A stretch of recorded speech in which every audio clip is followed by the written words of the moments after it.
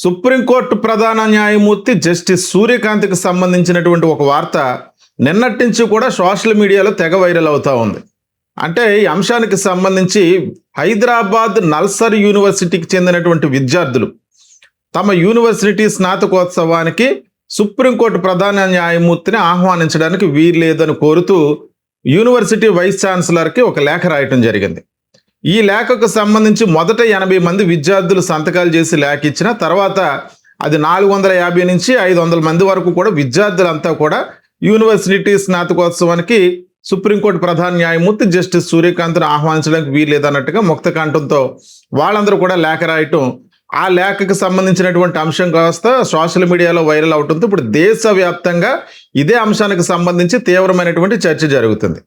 అంటే నల్సర్ యూనివర్సిటీ అన్నది లా యూనివర్సిటీకి సంబంధించినటువంటి యూనివర్సిటీ. ప్రతి సంవత్సరం కూడా అక్కడ గ్రాడ్యుయేట్ చేసినటువంటి విద్యార్థులు లా కోర్స్ కంప్లీట్ చేసుకున్న వాళ్ళందరూ కూడా వాళ్ళ పట్టాలు తీసుకుని బయటకు వెళ్ళేటప్పుడు ఆ యొక్క స్నాతకోత్సవానికి ప్రతి సంవత్సరం సుప్రీంకోర్టు ప్రధాన న్యాయమూర్తిని పిలిపించి అక్కడ ఆయన చేతుల మీదుగా వాళ్ళందరికీ కూడా పట్టాలు ఇప్పించేటువంటి కార్యక్రమం అయితే చేస్తూ ఉంటారు. ఇది ఎవ్రీ ఇయర్ జరుగుతూ ఉంటుంది, ఆనవాయితీగా వస్తుంది, సాంప్రదాయంగా దాన్ని కొనసాగిస్తూ వస్తున్నారు. అంటే ఈ 2026కి సంబంధించినటువంటి స్నాతకోత్సవానికి కూడా ఆయన్ని ఆహ్వానిస్తారు. అంటే దీనికి సంబంధించి ఇప్పటికి ఇంకా ఏ రకమైనటువంటి క్లారిటీ లేదు. ఆయనకి ఇంకా ఆహ్వానించినట్టు కానీ ఆ డేట్లు కానీ ఏమీ ఫిక్స్ చేయలేదు.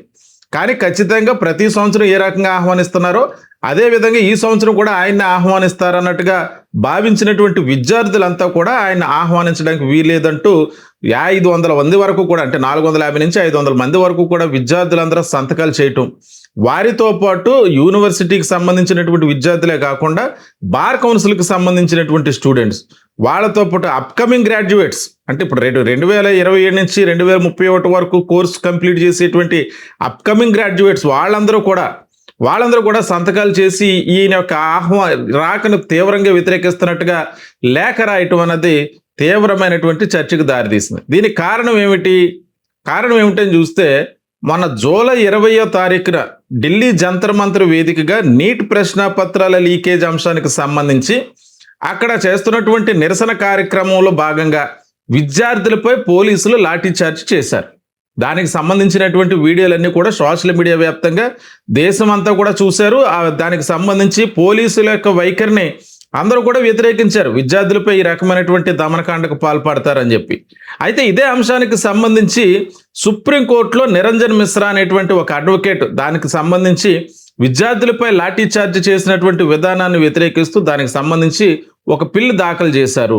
అయితే దాన్ని స్వీకరించడానికి జస్టిస్ సూర్యకాంత్ నిరాకరించడమే కాకుండా ఆ న్యాయవాదికి క్లాస్ కూడా పీకారు. అంటే వీడియోలు కావాలంటే ఒకసారి వీడియోలు చూపిస్తాను చూడండి అని చెప్పి ఆయన అభ్యర్థిస్తున్నా అంత టైం లేదంటూ ఆయనకి క్లాస్ స్పీకర్ అంటూ మెయిన్ స్ట్రీమింగ్ మీడియాలో కూడా దానికి సంబంధించినటువంటి వార్త వచ్చింది.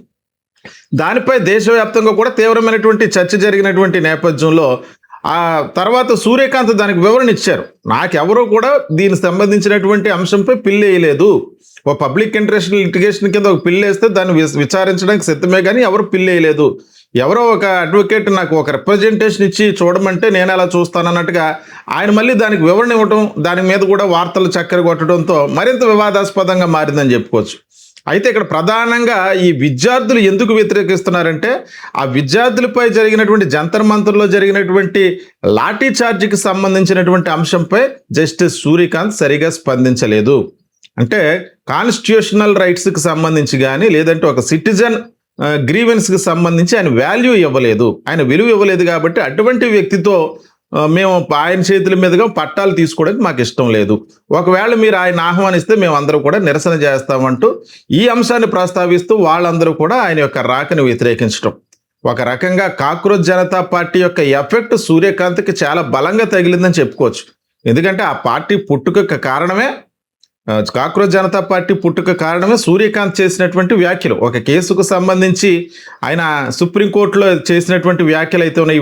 ఈ దేశంలో ఉన్నటువంటి నిరుద్యోగులందరూ కూడా పారాసైట్స్గా మారిపోయారు, కాక్రోచెస్గా ఉన్నారు, ఎనలిస్టులుగా మారిపోయి సెల్ ఫోన్ పట్టుకుని వ్యవస్థలను క్వశ్చన్ చేస్తున్నాను అన్నట్టుగా ఆయన చేసిన వ్యాఖ్యల నుంచి పుట్టినటువంటి ఒక పొలిటికల్ సెటైరికల్ పార్టీయే కాక్రోచ్ జనతా పార్టీ. ఈ జంజీ ఉద్యమంగా ప్రారంభమైంది ఒక ఢిల్లీకే కాకుండా మొత్తం దేశం అంతా కూడా అన్ని వ్యవస్థల్లో కూడా ఇప్పుడు ఈ జంజీ ఉద్యమం వేళ్ళు వణుకుపోయిందన్నది స్పష్టంగా ఈ అంశంతో అర్థమవుతుంది. వాస్తవానికి ఆ రోజు ఆయన దానికి సంబంధించినటువంటి పిటిషన్ స్వీకరించడానికి ఆయన నిరాకరించారు అన్నట్టుగా వార్తలు చక్కెర కొట్టిన తర్వాత సుప్రీంకోర్టులో మరొక కీలకమైనటువంటి పరిణామం చోటు చేసుకుంది. సుప్రీంకోర్టుకు సంబంధించినటువంటి లాయర్లు అందరూ కూడా ఆ మరుసటి రోజు ఎప్పుడైతే ఈ లాఠీ చార్జ్ జరిగిందని వినడానికి జడ్జి ఇష్టపడలేదు అని చెప్పి వార్తలు చక్కెలు కొట్టిన తర్వాత వాళ్ళందరూ కూడా రాజ్యాంగ పీఠిక పట్టణం అనేటువంటి ఒక ప్రోగ్రాం డిజైన్ చేశారు. ఆ మరుసటి రోజే, ఈ సంఘటన జరిగిన తర్వాత రోజే రాజ్యాంగ పీఠిక పట్టణం అంటూ ఒక ప్రోగ్రాం డిజైన్ చేసి సుప్రీంకోర్టులో ఉన్నటువంటి అడ్వకేట్స్ అందరూ కూడా విద్యార్థులపై జరిగినటువంటి లాఠీ చార్జిని వ్యతిరేకిస్తూ వారికి సంఘీభావంగా వాళ్ళు చేస్తున్నటువంటి దీక్షకు సంఘీభావంగా రాజ్యాంగ పీఠిక పట్టణం అనేటువంటి ఒక ప్రోగ్రాం డిజైన్ చేసి వాళ్ళందరూ కూడా లంచ్ అవర్లో, సుప్రీంకోర్టు లంచ్ అవర్లో ఒక అరగంట పాటు రాజ్యాంగాన్ని పఠించారు. ఆ తర్వాత వాళ్ళందరూ కూడా ఒక మీడియా సమావేశం నిర్వహించి మొత్తం అందరూ కూడా విద్యార్థులపై జరిగినటువంటి లాఠీ చార్జ్ని మేము తీవ్రంగా వ్యతిరేకిస్తున్నాం, స్వతంత్ర ప్రతిపత్తి గల సంస్థతో దీనిపై పూర్తి విచారణ జరిపించాలి, సమగ్రమైనటువంటి విచారణ జరిపించాలంటూ వాళ్ళందరూ కోరటం జరిగింది. సుప్రీంకోర్టు లాయర్లు అంటే మామూలు లాయర్లు ఎవరు పాల్గొలేదు. బార్ అసోసియేషన్కి సంబంధించిన అడ్వకేట్స్ అందరూ పాల్గొన్నారు, అధ్యక్షులు పాల్గొన్నారు, సీనియర్ అడ్వకేట్స్ పాల్గొన్నారు. వాళ్ళందరూ కూడా ముక్త కంఠంతో ఆ లాఠీ చార్జిని ఖండించారు. దీంతో ఈ ఇష్యూ కాస్త మరింత హైప్ క్రియేట్ చేసుకుంది. అటువంటి పరిస్థితుల్లో అప్పటి నుంచి కూడా ఆయనపై ఉన్నటువంటి కొంచెం దురభిప్రాయంగాను అని అనుకోవచ్చు ఒక రకంగా చెప్పాలంటే స్టూడెంట్స్కి. అంటే ఆ లాఠీ చార్జీ అంశాన్ని ఆయన సీరియస్గా తీసుకోకపోవటం, దానికి కారణం ఏమై ఉండొచ్చు. ఒకవేళ సుప్రీంకోర్టు ప్రధాన న్యాయమూర్తి నేను చేసినటువంటి వ్యాఖ్యల వల్లే కదా ఇటువంటి ఉద్యమం రూపుదిద్దుకుందన్నటువంటి ఒక రకమైనటువంటి ఫీలింగ్ ఆయనలో కూడా ఏర్పడి ఉండొచ్చు. దానివల్ల ఆయన ఒకవేళ ఆ రకమైనటువంటి వ్యాఖ్యలు చేసి ఉండొచ్చు. కానీ ఈ వివాదాలన్నీ కూడా ఆయన చుట్టూనే తిరుగుతున్నాయి.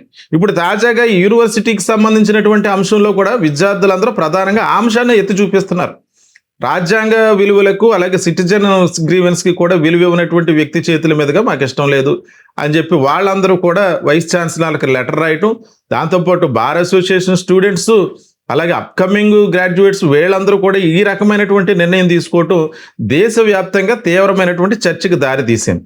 అయితే ఈ అంశాన్ని చూసినట్లయితే ఈ యొక్క పరిణామం కాక్రోచ్ జనతా పార్టీ యొక్క ప్రభావం ఓన్లీ హైదరాబాద్ నల్సార్ యూనివర్సిటీకే వర్తిస్తుందా, ముందు ముందు ఇంకా ఏ యూనివర్సిటీలు ఇటువంటి అంశాలపై ఏ రకంగా స్పందిస్తాయన్న దానిపై కూడా సర్వత్రా ఉత్కంఠ నెలకొంది. ప్రస్తుతానికైతే మాత్రం కాక్రోచ్ జనతా పార్టీ జంజీ ఉద్యమ ఎఫెక్ట్ అయితే మాత్రం దేశవ్యాప్తంగా విద్యార్థి లోకాన్ని కదిలించింది. ప్రతి యూనివర్సిటీలో కూడా జంజీస్ స్పష్టంగా ఉన్నారు. వాళ్ళు వ్యవస్థలో వేళ్ళూడుకుపోయినటువంటి కొన్ని విధానాలను వాళ్ళు పూర్తిగా వ్యతిరేకిస్తున్నారు అన్నట్టుగా ఈ పరిణామాలతో అర్థమవుతుంది.